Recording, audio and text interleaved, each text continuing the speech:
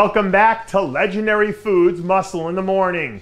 I'm Dave Palumbo and today is Thursday, June 25th, 2020. And let's find out what's going on in the world of bodybuilding and fitness.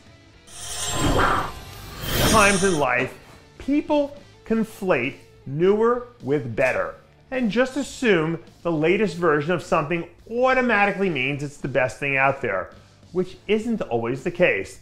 That being said, I feel pretty good about saying that the new 2020 version of Nicolas Vullioud will actually be the best one yet. A few days ago, I heard a rumor that Nick was 16 weeks out from the first event of the year, even though he hasn't gone on the record to make that official as of now. Everything we've seen from Nick over the last few months points to him coming in with a completely different look than what he had 2 years ago at the Olympia. So if newer really is better in his case, he's someone to keep an eye on. In the college football world, there's a lot of concern swirling around right now about whether or not teams and players should be allowed back on campus to start training for the season, despite the fact that evidence clearly shows that people 24 and under are more likely to die from flu, pneumonia, and car accidents and even lightning strikes than they are from COVID-19. And even though Nathan Asha is a few years north of 24, it looks like getting back to business as usual is priority number one right now. Recently, Nathan announced plans to head back out to Oxygen Gym, where he'll be lining up with the Camel Crew and laying the foundation for his Olympia prep. People seem to forget that Nathan was a top 7 athlete in the world not all that long ago.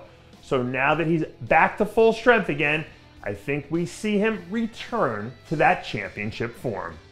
I read an article on a lifestyle website a few weeks ago that listed Colorado as one of the best states to live in the US.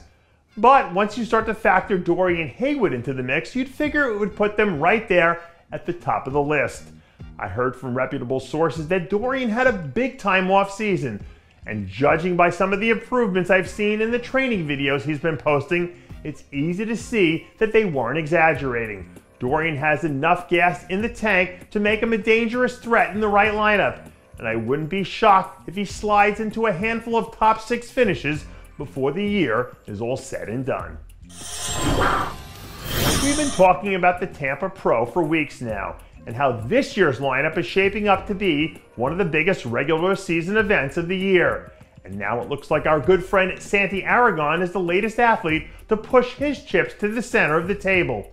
Santi released updated photos on Instagram this week where he noted in the caption that he was planning to bring his talents to Tampa to square off against the rest of the monsters in the classic physique division.